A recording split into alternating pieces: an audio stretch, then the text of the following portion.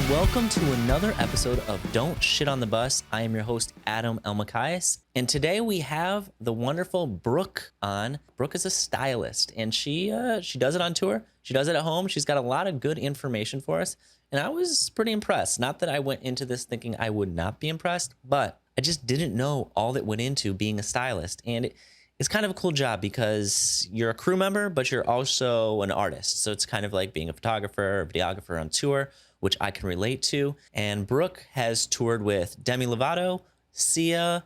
In addition to that, she has toured with some other talented folks as well. I learned a lot. It's good information. I honestly don't have much more to say other than I actually met Brooke a while ago because she styled St. Vincent and I photographed St. Vincent, and it was a kind of cool way to, she came to like the show I did at Sigma. Thank you, Sigma, for putting that on. And she came and said, what's up? And explained to me her role in St. Vincent's outfit. And along with the LDs, you know, these people contribute a lot to the live show and to making my job possible and my job a lot easier. So it was nice getting to know Brooke because I honestly just didn't realize that somebody was in charge of everything you see on stage that somebody is wearing, which makes sense because it's part of their outfit. It's the first thing you notice when you see somebody, but I just didn't think about it. So now I thought about it. Now we have some more, you know, attention to the detail that goes into a live performance, and it helps you get a little bit of an inside look on what goes on, you know, dressing these stars. So before I take you to the wonderful Brooke, I would like to thank our new patron, Isaiah. Thank you so much. That is why this podcast comes to you ad-free, because we have the wonderful patrons, you know, supporting every week, just a few bucks. So if you feel like supporting the podcast, sign up. You're not required to do anything, but if you want to, we have a Discord, people hang out, chat, but no pressure. Come hang out, support the podcast. But of course, we appreciate you just listening or watching if you're on YouTube. So with that being said, have a good time with Brooke and I will see you next week.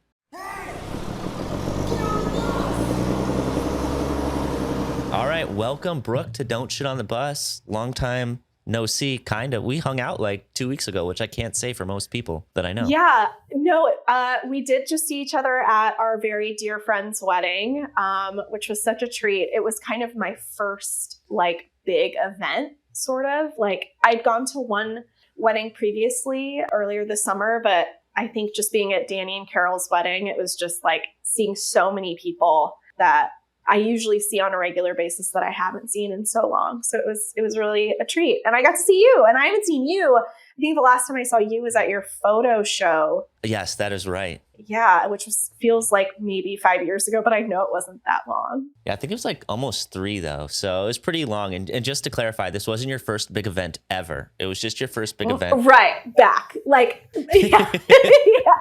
in our current times, exactly. Like I've never been to a wedding or a concert before. Finally. I have never been a bridesmaid, which is kind of shocking. Like it's, when I say that to people, they're like, what? Like so many, I think of my friends specifically have been bridesmaids, but I've never even been a bridesmaid. So. All right. Well, we'll start telling people that eventually yeah. somebody will scoop you up and be like, I need another one. Brooke, let's go. Let's go. Yeah. If you're in the need, I'm a great hang. Very fun at weddings. And, you know, you mentioned the Sigma thing, and I was talking to Connor before this. I was like, I think I met her originally there, but I couldn't remember if you were there, or I just knew that you did St. Vincent's styling, and that's why it came to mind. But yeah, that's when we initially met. You're a stylist. Am I using the right word to describe you, or how do you describe you? No, you were using the correct terminology. Stylist, Yes. Sometimes costume designer. It's sort of, you know, but yeah, stylist, fashion stylist. There's so many different like avenues in this like funny little career. But yeah, no, stylist is perfect. And I know your job has kind of morphed over the years, and we'll get into that. We're going to go over everything, you know, how Brooke got into it, what she does now.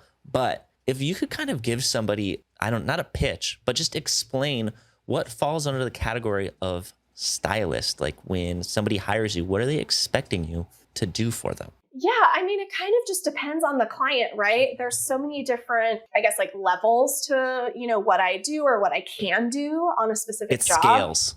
Yeah, exactly. But ultimately, I am in charge of just your fashion, your wardrobe, your clothing. If it's, you know, a musician that's getting ready to go on tour, sometimes that starts early enough to where, you know, we work on clothing that is maybe a new vibe for them, or if it's, for them specifically, sometimes it's the whole band, sometimes it's just the band. But really what it comes down to is just making sure that someone is emulating what they want in their clothing. So how they feel on the inside is expressed on the outside. And then Yeah. people like me who are photographing it can capture that, or people at the show are like, wow, I know their vibe because look how they look. And it's super intentional. Exactly. And I was wondering, like, you say it scales. So I'm guessing on the smaller side, it might be as much as, hey, styling their wardrobe for their live show, or maybe you can phrase it as their job, what they do for a career. But then as an artist becomes, I guess, a celebrity or somebody who needs to look a certain way everywhere they go, does it then progress into styling them forever, for everything, for the whole world, all the time? It can, yeah, it's sometimes I'll get hired just for like what we, like to call a gig, right? So it's like, okay. Oh, let's say specific to music, let's say like, just a musician is having a show and they're like, okay, well, I'm playing this venue and I just need one look. It's like a one-off deal. So it's just coming up with that outfit. But if it's a bigger celebrity or someone that's maybe involved in press on the road or needs multiple looks, it can get into, building out sort of like this whole wardrobe or closet for them where they get to, have all these different looks for, their day-to-day press events, red carpets, and then ultimately, the show or whatever the big event is. So yeah, it can get to those levels for sure. That's an important job. And it also sounds like a very maybe overlooked job, at least by, myself was somebody who overlooked it. So I'm assuming other people do, or I might be in the minority, but it's just wild to think that somebody put thought into everything here. And it also seems really stressful because there's instant proof if you maybe did something wrong or however you can qualify not succeeding. Oh man, the repercussions. Yeah. We all, I think people specific to, our age group and older maybe are all familiar with the term. Let's just say like at a base level, like we're all familiar with the term a wardrobe malfunction. That's the worst thing that could happen, which is, we all know what that is. That was it all kind of like came to, our terminology and like what we know from that happening at one of the biggest events ever. What was it? Super Bowl? Is that what it is? With Janet. Yeah, exactly. Yeah. Okay. So, I was thinking, what comes to mind? Is this the thing? Is there something? Yeah, that is the wardrobe malfunction scene around the world, I guess. But that's really truly at its worst. But yeah, it's like, sometimes it's just, someone having a pre-drink or someone eating beforehand and getting a stain or, there's definitely so many different things that can happen to clothing. But yeah, I do agree with you. It is sort of an overlooked job, specifically, like to the music industry and with artists on the road. It's like, I think it's sort of a newer job. So, if you look back in time over the course of touring and music, it's sort of like, oh, so-and-so, like Jimi Hendrix, right? It's like, I'm not sure that Jimi Hendrix had a stylist, but he's just like so well known for his style. That's such a big part of his artistry and what we know him, to be as Jimi Hendrix, right? But it's kind of funny. Actually, it's probably something I should look into to see if he had one or not. If Jimi Hendrix had a stylist, or like those artists that it is so like hand in hand of like their persona. Because it's sort of what, you said earlier, it's emulating what you feel inside, or it's elevating your brand or your persona, or so much of that. And I guess sometimes it does sort of feel that it's overlooked, even though it is such a big part of creating. Quick chiming in here. Connor Googled for us and figured out that Jimmy did in fact have a stylist. Yes. And their name was Michael Braun. Michael Braun. Okay, well, we're learning. This is amazing. Yes. So thank you, Connor. But yeah, and Jimmy was so young. I think he died at 27, right? He's 27 Club. He's part of the 27 Club. I know. You think about, how somebody looks, and obviously that kind of pairs with how they sound, and it all contributes to their image. And I know you said it's become more of a job recently. And do you think that just mostly has to do with the uptick in visual media on all fronts? Yeah, absolutely. I think people are starting to realize like how much of it's like kind of what I said a second ago. It really is so much of, let's just say, the brand, looking at a brand as a whole or a person or whatever. When you're looking at someone, what's the first thing you notice? It's like the face and then probably what they're wearing, right? So I think now, specifically to digital and social and this age that we're living in, it's just everywhere. And it is so important. And it really does, in my experience, sort of like I'll meet a new client or, be working with someone and the whole vibe can change depending on what outfit you're in. That's even same with us, like day to day, like as regular people. Yeah, it communicates information, right? It's like, hey, you're wearing a suit. Or like for me, if I'm wearing all blacks at a venue, people know I'm probably there to work, as opposed to wearing a white t-shirt. They're like, oh, he's just here for the night. He's just hanging out. Yeah, exactly. But yeah, it's really interesting because when I first started, when I got my first like touring job, I didn't, and this was I think it was a little over 10 years ago now, which seems so long ago. Yeah. When I first, quote unquote, like got the call, I was like, wait, that's a job? Like I had no idea. And I'd been in the styling world for, I think like 3 years at that point. And it was just a whole other lane that like, I didn't even know existed.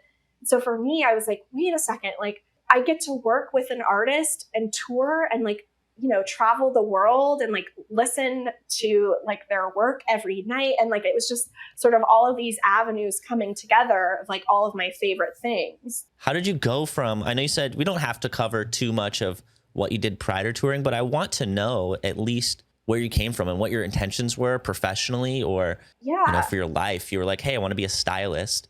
And then how that went to touring. Can we just talk about that so we understand? Yes, of course. So shortly after moving to LA, which I just had now my 15th year here, which is crazy to think about. Happy 15th LA birthday. Thank you. Thank you. So shortly after moving here, I kind of fell into like fashion PR. And so was working in fashion PR. And then that kind of moved into like sales for this jewelry company. And through that job, I'd met a bunch of editors and stylists that would come to me and ask to pull jewelry from the store that I was working at. Then, of course, 2008, the crash happened and all my hours had been cut. And I was just kind of like had this moment where I was like, what am I doing? Like, what do I want to do? Just sort of when you're, and I think so many of us are maybe going through that now with like COVID. It's like having that downtime, like really thinking about like what you want to do or what, how you want to spend your time. And I just remember like always really, I went to school for film. And so, always sort of considered myself a creative. Yeah. And then I just remember sitting and being like, okay, like I've always enjoyed fashion. I've always enjoyed, being creative and having been in that position, having to track the jewelry that I was lending out, kind of always having an opinion of like, oh, why did they put that necklace with that dress? Or why that earring? It should have been something different. And so, when things kind of started to pick back up, I just thought, I'm going to go for this. Like, this is something that I'm really interested in and hell, like, let's, shoot for the moon. So emailed every single contact that I had met over the course of, working on the other side, let's say. And then, a friend of mine who I had known reached out to me and was like, hey, I have a photo shoot next week. Do you want to come on? And I said, yeah. And then so, just kind of fell into it. They wanted you to come and do the styling for the photo shoot, right? Yeah, I started off assisting, which, is sort of like the baseline, either interning or assisting. And I was lucky enough just to kind of, hop on to a small photo shoot as an assistant.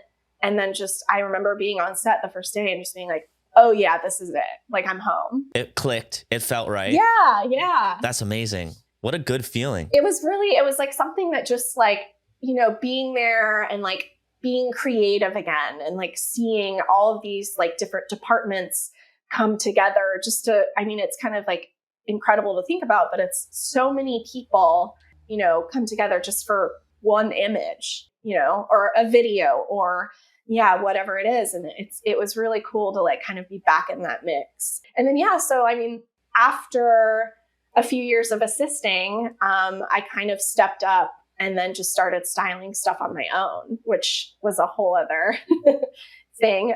And funny enough, that friend who initially had reached out to me, when she needed an assistant for that photo shoot, hit me up this was maybe a few years later, hit me up and was like, hey, can I call you? I'm in Amsterdam. Are you around? And I was like, what? Can I just pause really fast? That's a really nice call to hit. Hey, can I call you? I'm in Amsterdam. Yeah. You're like, that's the most important information. That means I might be going to Amsterdam soon too. Yeah, I was like, and it was so funny because it had been a minute since I talked to her, and I was just like, what? Like, why is Emily in Amsterdam? And so I was like, yeah, like, call me anytime, dude. Like, of course. So yeah, she called me and basically, was just sort of like, I'm in Amsterdam. I'm on tour with Alanis Morissette, and a client of mine is about to go on press tour for a new movie of hers. And I really want to make sure I'm there. And this is like an avenue that I want to follow. But I need somebody to take my place on tour. And I thought you would be really good at it. And I thought you would enjoy it. And so I wanted to see if you would be interested. And I was like, wait, what? And that's sort of like, yeah, it was sort of getting this call and being like, I didn't even know that was a thing. You're like, I'm on the plane already. Yeah. I'm already flying. You can't say no. I'm almost there. No, for sure. And, I had hardly been anywhere. Like, I'm from Kansas City. I had been living in LA for a time, but I think the only place that I'd been internationally was like Mexico. And so, it was kind of crazy, like getting this call. And she was like, yeah, like, so she was like, we fly back to the States next week. There's a 2-week break. Then there's press in New York, and then you're going to Brazil for 3 weeks. And I was like, wait, what? And it kind of all happened overnight. And so it sort of really fell into it as far as like styling on tour goes. But it's kind of interesting. I think about, it was the same person that gave me that opportunity to tour and, fall into that lane. That was she's the same person that called me initially. And I kind of owe my whole career to this woman. Networking, baby. I know. And that's the thing. And it's like, I often get asked like, how do I get started? Or what do I, how do you even like start to do something like that? And it's like, really just take the leap, like email people, like reach out. And now it's like, I get so many DMs on Instagram too. Like Instagram is such a great tool, I think, for networking and social media just in general. But Instagram specifically, because it's like, I'll have people reach out and be like, oh my gosh, like I loved this photo shoot that you did, or, oh, this video is so cool, or whatever.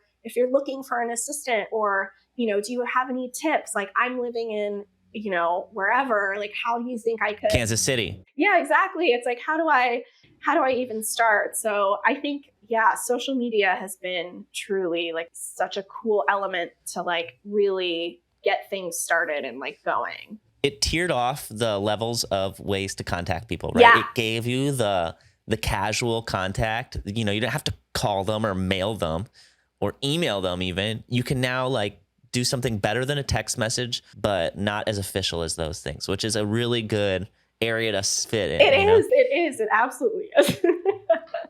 Yeah, that's great. I love to hear how you started. I'm happy it was through networking, which is definitely, it's a reflection of your personality and who you are as a person. I think when you can get jobs based off what you do and how you do it, not just your qualifications. Yeah. So the fact that this person knew you and she trusted you, or Emily trusted you, then that you could go out and work with Alanis is great. And so I'm assuming then the next thing you did was fly to Amsterdam, right? So we flew.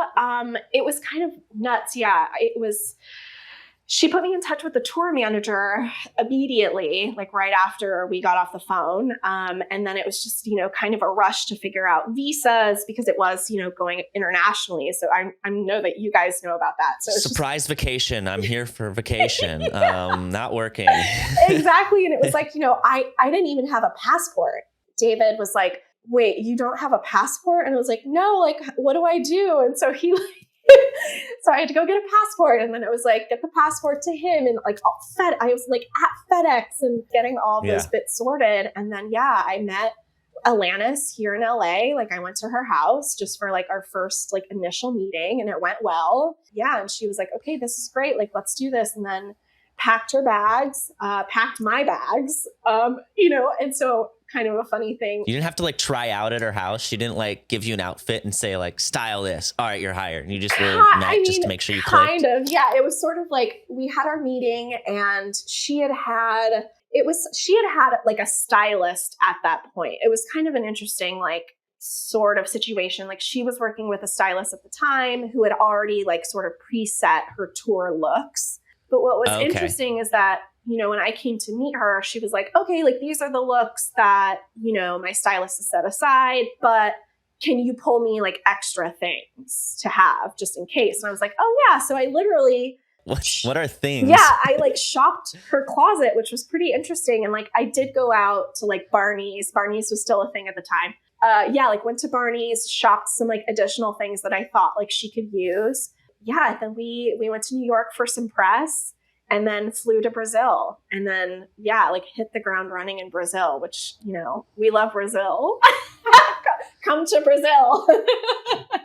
Yeah, that is amazing that you got to go to Brazil, which is one of the craziest places to be with an artist. And started with Atlantis.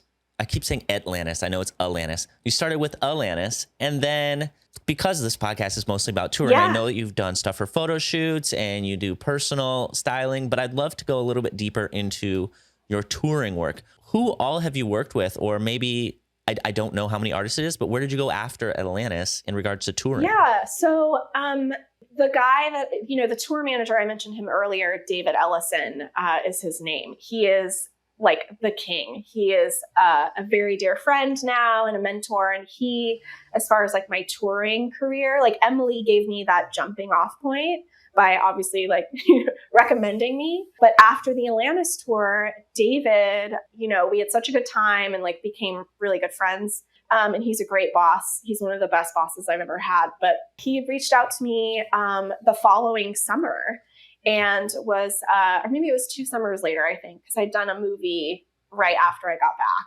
He reached out and was like, hey, I'm about to go on the road. Are you interested in doing wardrobe again? And I said, yeah, of course. Like, I would love to like kick it with you. And like, we became close. I was like, yeah, like anything you're doing, I want to do. Like, this is so fun. And like, we had such a good time. And I was like, who's the artist? He's like, do you know the band Train? And I was like, fuck yeah, Drops of Jupiter. I was like, I know that band. Of course.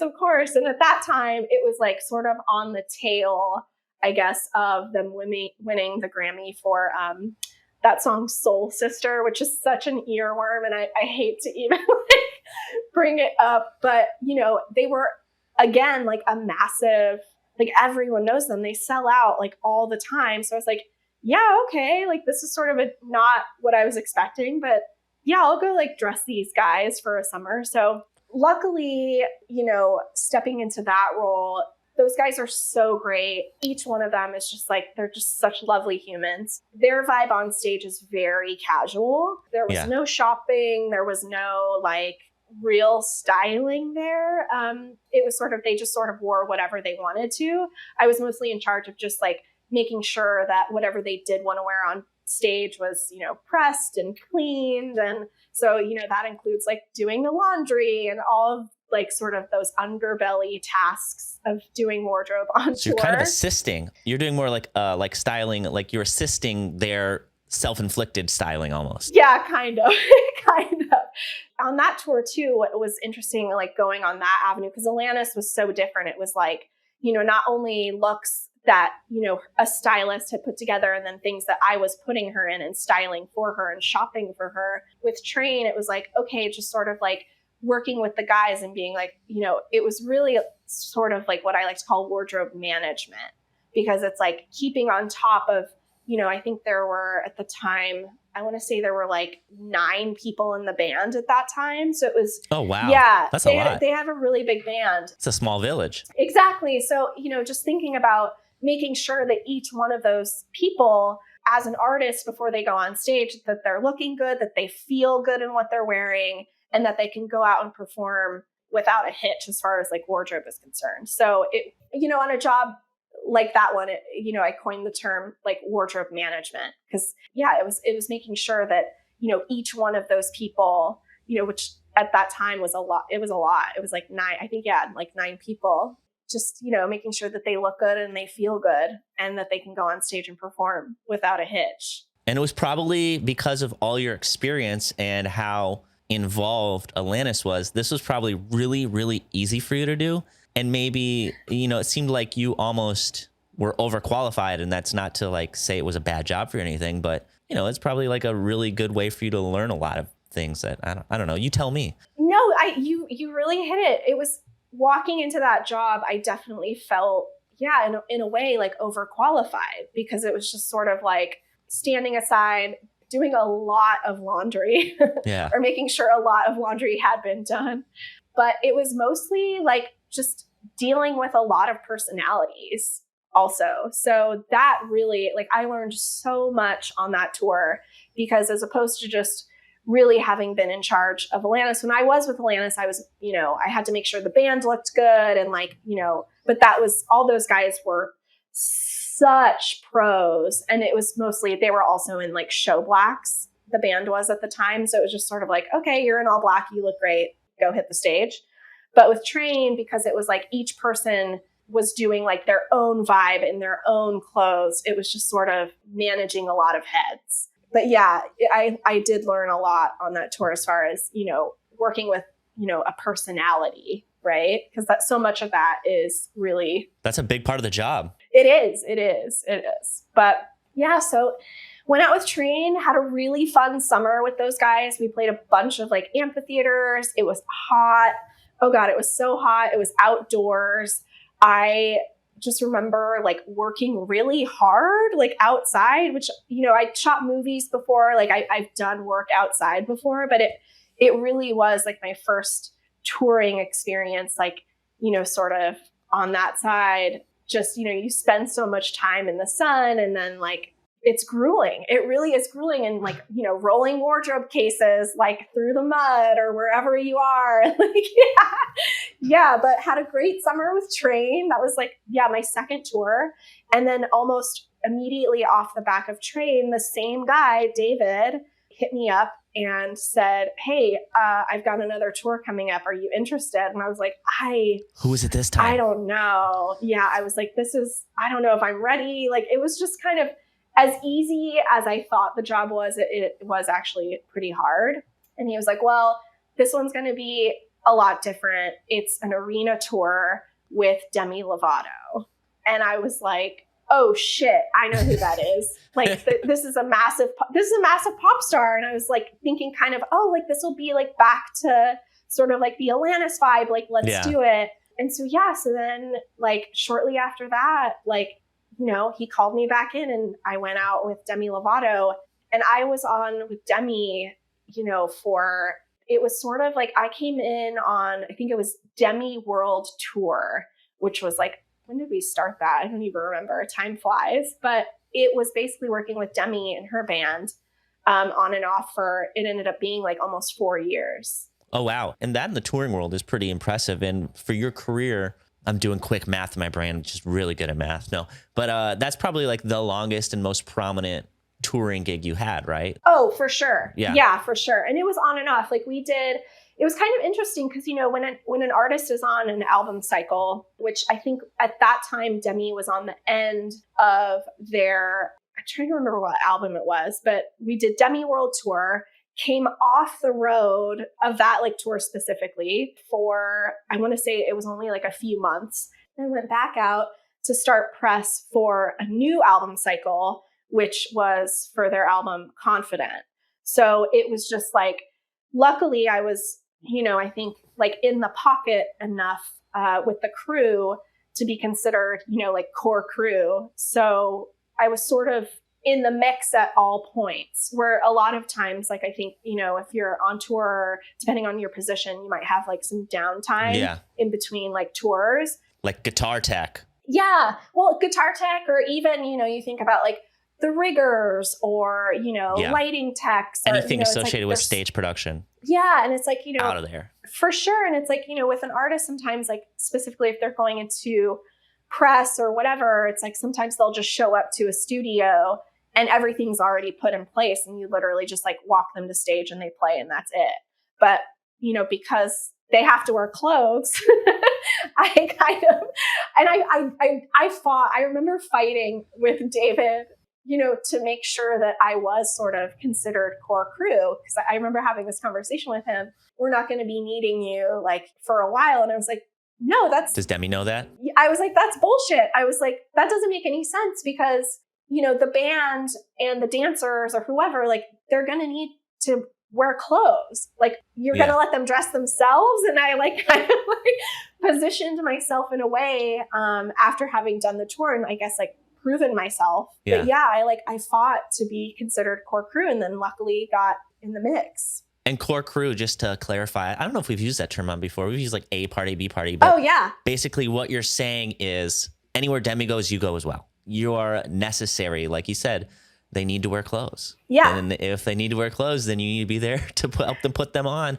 or not literally help them put them on, but make sure that it looks the way they want to be perceived. Exactly. So yeah, it was like anytime really for anything. Demi at the time, I will say, did have their own stylist, but at that point I was styling the band, working with the dancers or any like auxiliary players that would come in. I was in charge of dressing. And then specific to Demi was more so just making sure that the looks that had been set aside for them were pristine and pressed and, looked as best as they could before they had to go on camera or on stage. And did your role and duty within that job with them change throughout those 4 years, or did they always have a stylist and then you were there as well? They had always had a stylist. The stylist they were working with at the time, his name's Avo Yermajian. He also works with the Jonas Brothers and like... That's definitely a stylist name. Yeah, oh my goodness. Yeah, he's great. He's incredibly talented. But yeah, he was working with Demi at the time.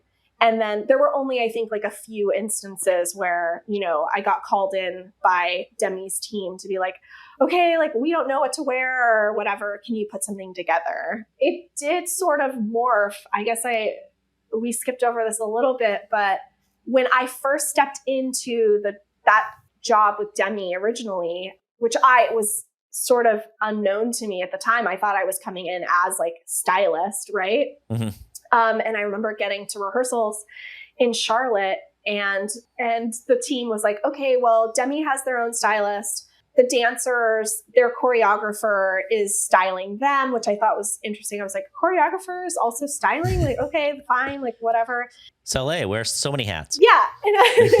And I was like, wait, okay, so I'm just like dressing the band. And they're like, oh no, like we have a stylist for the band too. And I was like, I'm just doing wardrobe management again. I was like, okay, like, that's not really what I was expecting to do. But interestingly enough, I won't mention their name, but the stylist that had initially been hired to style the band, I guess didn't really know how do I say this? They no longer worked there eventually. They no longer worked there eventually, which we were quick to realize. It was shortly after the fitting that, we were looking at fitting photos. I was looking at fitting photos with the management team, and they basically just looked at me and said, how do we fix this? And I said, what's my budget? Yeah. And they gave me a budget and I said, no problem. And so, basically just like had to restyle the band at that point. Wait, can we rewind a second? Yeah. Because you said something that was really interesting to me that might be very casual to you, but I think other people would like to know as well.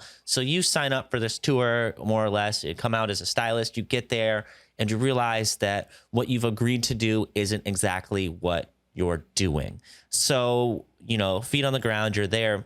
In the moment, some people might be like, well, fuck this, I'm out of here. But you said, all right, let's go. Let's do it. What's that like mentally to just kind of go with the flow? And would there be a scenario where you walk in that situation and you do peace out? Or why did you choose to stay? Yeah, that's a really great question. It feels like answer now. It feels like so long ago, right? But I think truly in that moment, I was a little disappointed, right? It's like I was coming in thinking that I was like going to be on this like crazy pop tour and like styling, maybe not Demi, but at least, everyone else that was going to be on stage and, once being there. But I kind of just like thought about it and just, made that decision, like, looking at my friend and mentor, the tour manager again, David, this guy that had given me, so many opportunities. And I thought, you know what, if he wants me to be here, there's a reason he wants me to be Yeah. here and like trusts me to be here. And I don't want to let him down. And you trust him too, right? For sure. And so it was sort of a thing. And like, you know, just like being there, I remember being at rehearsals and being, just like pretty disappointed. And then just kind of being like, all right, like, how do I turn this into something that's going to be beneficial for me? And I just thought, you know what? I'm going to get to travel the world again and like be on a different kind of tour than I'd done previously, sort of. And I just decided to kind of go with the flow. Maybe it's just me being pretty laid back as is. But it was sort of a mix of, like not wanting to let David down and then sort of almost like prove to myself that I could do it and really do anything. Well, that's awesome. Well, respect to you for doing that. I'm sure it opened up a lot of doors and also taught you so many things that you couldn't have learned other places and gave you like lifetime experiences. You're like, wow, good thing I stayed here. For sure. And it's funny because like now, I mean, I still do consider myself a laid back person in, you know, sort of like my job. And I do like to consider myself to just sort of be able to go with the flow and kind of, you know, make lemonade out of lemons or what have you. But I think if I were to be put in that position now, I might walk away. Well, you're in a different place in your career, right? This is like 10 years ago almost. Yeah. For sure. And that's really just all it is. And then, you know, but I would like to think that I wouldn't even get that far. You'd ask the right questions. Yeah, without asking the right questions, without having like a proper deal in place or a contract or all those things that we now know to do. But yeah, just being there, I was like, you know what? How rare is it to get that opportunity? Was it the opportunity that I was expecting to get? No, but we turned it into something that, you know, ended up being 4+ years worth of collaboration and work with a team who, you know, you're still friends with. Yeah, exactly. I witnessed this at the wedding. The wedding was like, there was a whole table that was like, these people worked with Demi. Yep. And it was like, it's like a whole crew of people. I was like, all right, you guys are tight. That's awesome. Yeah, we're all super close. And I mean, we have to mention our friends that got married met on that tour. I witnessed it. Actually, the 2 weddings I went to this summer were both original tour mances from Demi World Tour, which is pretty incredible. Wow. And they're required to give 10% of their wedding gifts to Demi as thank you. Yes. That is a requirement. It actually is. I was going to share with you a funny story just to let you, well, you obviously know you aren't alone, but I had a really funny story about showing up for a job and then not doing that job. It's not for me particularly. If I showed up for photography, usually I do the photography. I was on a tour. Everything will remain unnamed because it's privileged information, but there was an artist on there who had their kids out on tour and hired, the artist hired a security guard, and the security guard thought that they were coming in to be this artist's personal security. Like this dude had like guns and was trained in like anti-terrorism, like was, you know, traveling overseas. And it ended up that his job was to take care of the kids. And every day he would just be walking around so bummed out. Catering one time, I asked him and he explained to me what's going on. He's like, this is not what I signed up for. And it was so funny for me, not for him, but for me. But he was just a babysitter. So like thinking back, that is crazy. Isn't that wild? Did he stay on for the whole tour? Yeah, he did. Wow. I would give more details about it, but it'll give away the artist, and I don't feel comfortable doing that. Yeah. I might have talked about it before, but that's like I mean, I don't want to say taking care of kids is really hard. It's hard work. I don't do it personally, I don't plan on doing it personally, but I know that it's hard work. But that's not like a big, well, it is that's not even like a pivot from what you do. That's like, it's a whole other job. My kids like guns. Take care of them. No, yeah, it was wild. All right, cool. Well, I mean, you know how you got to tour. You know that you showed up and you did the tour. I was wondering, we kind of have a general understanding of the different jobs' day-to-day life on the road. And your job's a little bit unique because most of the jobs fall into 2 categories, right? They're either, there's more than 2 categories, but the big categories are you're either production or working on the tour. And then to me, there's people who are more artists, right? They're creatives. So you've got stylists, photographers, videographers, lighting designers, like these people who not only do a job, but put a certain amount of their self-expression into the role as well, right? There's a big amount of it that they bring to the table. Guitar techs, maybe not so much, right? Tune the guitar, do a good job. I'm sure there's some areas that they can do their own thing, but not as much as jobs like a stylist. So you could use your creative juices every day. But what is your schedule like on tour? And maybe we could speak specifically to the Demi tour, because that seems to be, I know there's a range of things, maybe TV performance, arena, but maybe like a general show day. What do? You wake up and make clothes? I wake up and sew every single garment that is worn on stage. Yeah, what's up? How do you do? Is it everybody wears custom clothing, or what do you do? It seriously depends on the show and the artist, right? But like, speaking to the Demi tour, or my last and most recent tour was with the artist Sia. Oh, that's cool too. I'm sorry I stopped you at Demi. You went on and did even crazier shit. It's funny. I mean, yeah, but I've done, I guess, how many artists have I worked with total? Not that many, but 4. Yeah, not that many. I was listing the ones I knew. Sorry to interrupt. Keep going. No. So I think, Demi and Sia were probably the most like similar out of all of the tours that I've done. But, for tours like that, basically it would be, waking up on the bus. The amount of work is quite surprising, I think, to most people. So I would usually have to get up, with the first crew in and basically meet the trucks, get the wardrobe cases off of the trucks, and then get them placed to wherever dressing rooms are or wherever my staging room is. And then it usually immediately starts with laundry. So it's making sure that anything that you need that night or whatever is cleaned and steamed and, is like show ready. So it's a lot of laundry. Wait, really quick. Yeah. I just want to clarify for people who are listening. This job sounds, and I want you to correct me if I'm wrong, it sounds like we talked about scaling a lot. As artists get bigger, their jobs kind of break off into little areas because the small job becomes a big job. And your job sounds a lot like production coordinator or band assistant, to an extent where if they didn't have a full stylist, they would just have somebody do the laundry. Yeah. But now, because they have a full stylist, you are like that made into a whole job, right? Yes. Okay, cool. Yes. I got it. Keep going though. Keep going. Yeah. And so for like Demi, right, it was just me. But with Sia, that was such a massive show. We had over 20 different costumes or outfits that were on stage. Because Sia had 2 looks or 1.5 looks. And then it was just like kind of funny to describe. But basically 1.5 looks. But then we had 4 dancers throughout the entirety of the show that had multiple costume changes. So, it was over 20 costumes. So luckily I had a team, that I was managing on that tour. But sick flex. Yeah, like getting up. Manager Brooke, let's go. That's awesome. Let the wardrobe management, baby. Let's do this. Started from wardrobe management. Now we're here. So it's, making sure that the laundry's done.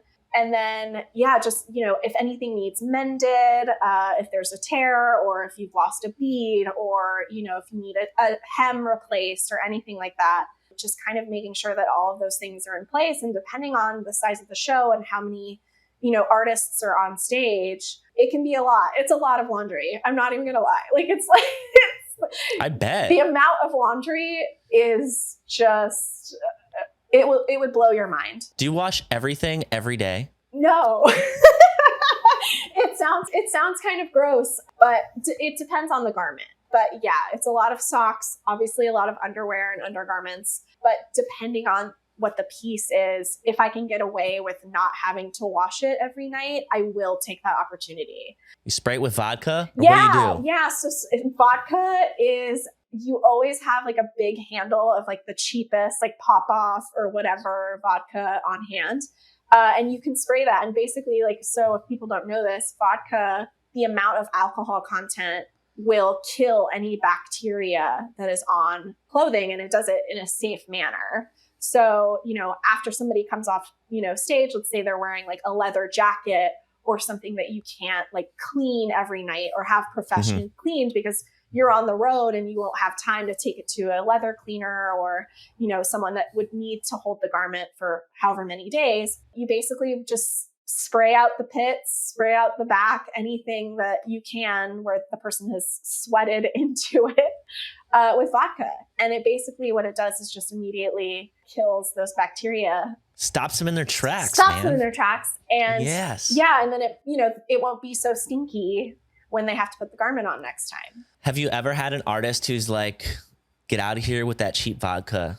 I need expensive vodka sprayed on my clothes only. I only spray my clothes with Belvedere or Grey Goose, or I don't even know. I was going to list names, but I drink so little that I know absolutely no vodka names. Those are the only two that I know. I mean, now I think it's, well, Tito's I think is maybe like midline. I'm not so sure. But yeah, it was mostly just the cheapest one that you can find, because really it is just sort of, you're going to use so much of it, and it's, you know, it's a cleaning agent. So it's like, it doesn't really need to be that fancy. Hey, you're going to get a client one time that licks their leather jacket and they're going to be so bummed. No, I'm just kidding. That's fair. Hey, I like that little tip. People can use that. You can use it at home. Absolutely. I still do it. Even like, you know, there's pieces where, you know, if I take something to like now more so like a photo shoot or a video shoot, something that like lives in my kit that, you know, maybe they just wear it for a short amount of time or, you know, for a few photos. And it's like, well, I don't really want to pay to have this dry cleaned, or it doesn't really need that much, or let's say I won't be able to get to it for a few days. Just spray it down with some vodka and it really helps. That's great. I don't wash my clothes very often because I wear just like 2 Lululemon items every day almost. So I could probably start doing this. Yeah. Maybe TMI. Sorry about that. No, that's... Anyway, podcast is not about you, Adam. Back to Brooke. I think it should be. I think we should let's turn the tables. I think at some point, whether it's... We did it like 2 episodes ago. Oh, you did? Oh, shit. We made Connor, who you see but don't hear, do it. And he was very nervous. It was kind of his, you know, coming of, not age, but coming of I don't know, the next step, you know, producer, and all right, be the interviewer. Yeah. See how it goes. So. Connor, did you enjoy it? It was a lot of fun, but like Adam said, I was so nervous. I'm like, oh my God, how do people do this all the time and not like stumble over their words? Like, oh my goodness. He didn't have the luxury of having somebody to interview like you, who's just a lot easier. He had to interview awkward me. So. Oh, I mean, come on. He spoke so well. I realized editing the podcast, he spoke majority of the time like, thank you. I didn't need to say anything.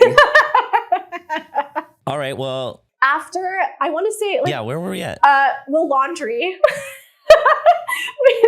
And we got to the morning. Yeah, we might have we got morning through, which really, like, there's so much laundry. But yeah, and then a lot of it is, you know, it's mending, it's working if I have a tailor, depending on like what is needed for the day. Sometimes coming into a city, I'll ask production to make sure that I have like a local tailor on site to, you know, fix anything that needs to be fixed.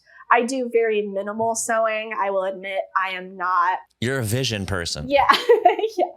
I'm not a very good seamstress also. But yeah, would have a tailor on, working with them. And then too, like, depending on who it is or what the show is, if it's, you know, a holiday show or, you know, something special, sometimes you would need to bring in like a whole new outfit for something, right? So it's like, we're going to introduce, you know, a new look, or it might be something totally special that's coming in brand new that you need to set and make sure that it works on stage, etc. And for artists like Demi and Sia, I imagine that the weight that is held on their visual look is much stronger or much more prominent than somebody like, no offense, Train, but, you know, people aren't necessarily there to be like, all right, what outfit are they wearing tonight? Where Sia and arguably Demi as well, people are there to, you know, experience the impact. Their visual impact is a big part. Yeah, you definitely, you are correct.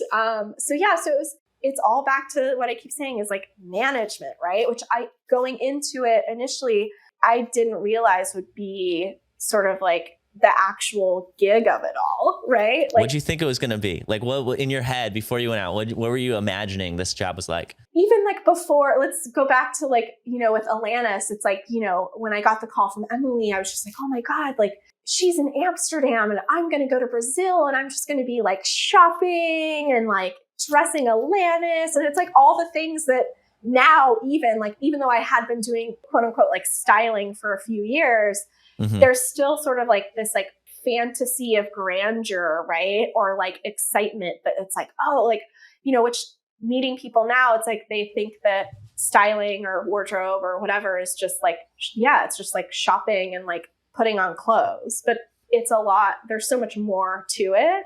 And so, like I remember truly on the Demi job, like coming in, like Train was a big gig because it was like, yeah, I think it was like 9 people on stage. And then with Demi, it was, Demi had, I think, 4 costume changes in that show. Then there were 4 dancers who had costume changes. And then I think at the time they were working with, how many did we have in that band? I think there were 6 people in the band. So it was also like, a hefty amount of people, but it's just, really multitasking and like managing all of those looks and those people and those personalities and like everything that goes into it. It really kind of like, stunned me in a way because I was like, this is not what I. Yeah, you probably have spreadsheets off the wazoo. You're like, I have to do everything. It's just a lot of moving pieces. It's not like one job. Yeah. Yeah, it's a lot. And depending too, like, with Demi, the looks weren't super complicated. Like they were fun and they were fashion and they were, they wore really cute outfits on that tour. And even, throughout the 4 years that I worked with them. But speaking to the Sia gig, like the Sia costumes were almost like works of art. Like we worked with like actual artists that built out these like amazing costume pieces that, I was in charge of. So. And what tour was that? If somebody wanted to look up these things you're talking about, is there a tour they can look up a performance from? Yeah, it was Sia. Oh my God. Wait, Nostalgic for the Future?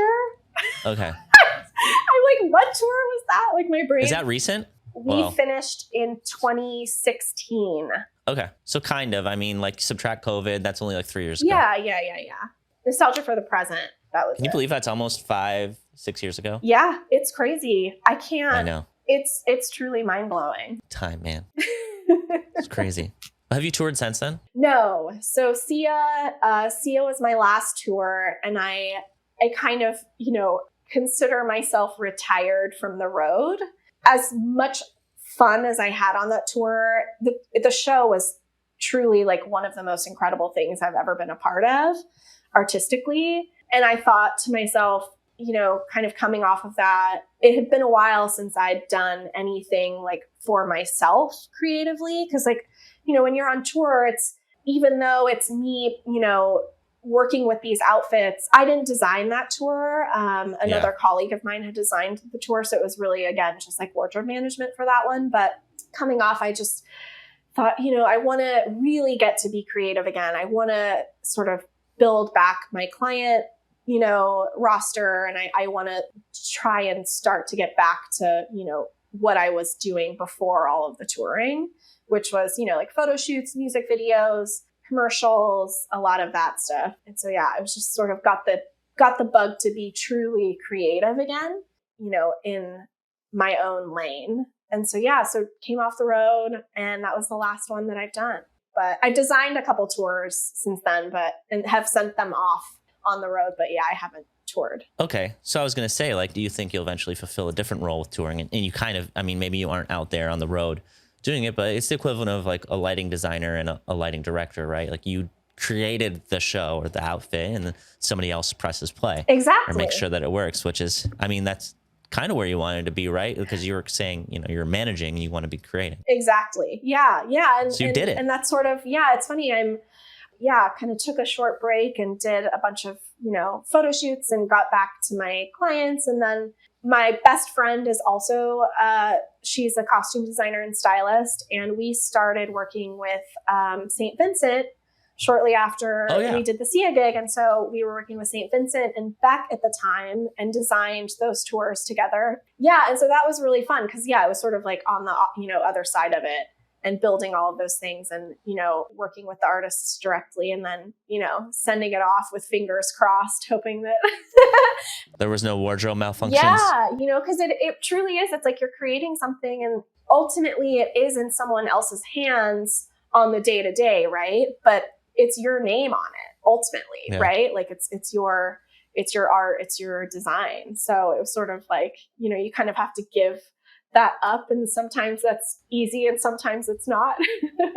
Yeah, well, thank you on the behalf of all the photographers. The more I learn about the industry, the more I understand how many people I need to thank for my job even being possible. And Stylist is definitely making my life a lot easier and we've collaborated before we even knew each other. I know, which is pretty amazing. Thank you. That's awesome. Well, congrats on kind of, I don't know, it sounds like the reoccurring theme here is you figure out where you wanted to go and then you made it happen, whether it was like, I'm doing it now or I'm just going to keep this in mind.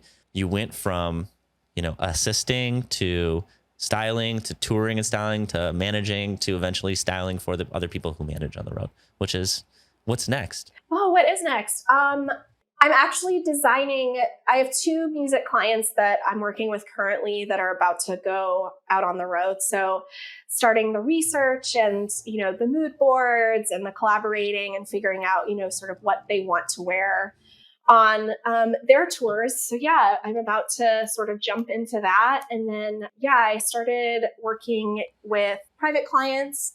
I had some private clients that went to the Met Gala last month, which was pretty major. It's a huge fashion event for those that don't know. It's like the biggest fashion event of the year. So I did congrats that. on designing for that. That's got to feel amazing Thanks. too. Yeah, I don't know if you've done it before. I don't know, but that's awesome. Yeah, it was really cool. I got to collaborate with 2 design teams. I dressed a husband and a wife. And so worked with one designer on his look and a different design team for her look. And it was sort of, working with 2 of my favorite designers to custom make these 2 looks that, got to walk down a fancy red carpet. It was really special and cool. And that's great. Yeah, it was fun to see all that happen. But it's sort of just, day by day, and it changes too. Like as a stylist, it's like there are so many avenues that you can explore. Like touring is sort of a newer, I think, like lane, and it's a really fun one and exciting because you get to obviously travel the world and work with clothing and costumes and hang out with other artists. Yeah, and hang out with other artists. And then, if you're a commercial stylist or you're a costume designer for movies, TV, commercials, all of that, there's so many different things that you can do. Well, that's great. Well, I mean, that sums up all the questions. I have one more question eventually, but that pretty much sums up everything that I was envisioning asking you. Thank you for your time. Cool, no problem. I hope this wasn't too painful for you or anything. No, it was not painful at all. It's been a minute since I've thought about my touring days. So to get back into it was a trip down memory lane. Yeah, maybe it was, what's the term? Like therapeutic. Therapeutic, yeah. You could tell by my hand I was going for that. It was a therapeutic path. Yeah. My last question is something that we ask everybody, and by no means meant to out you or put you on the spot, but it does put you on the spot. But I wanted to know, when you toured, did you wear shower shoes or not? Did I wear absolutely. Absolutely. Awesome. Adidas slides, baby. There we go. You heard it here first. Not sponsored. Actually, Adidas sponsors this podcast, and if you want me to stop saying that, you have to pay me. That's what we're going with. I'm just kidding. Well, thank you so much for your time. And I really appreciate it. And this was amazing. And now I know more about what people do in your career. And I hope other people that maybe are creatives or like styling or like clothing or whatever they like find their path into this job if it makes sense for them. No, I hope that too. It really is a fun gig, and it's such a different facet of, touring specifically that, it's like, and it's mostly, I will say, female driven.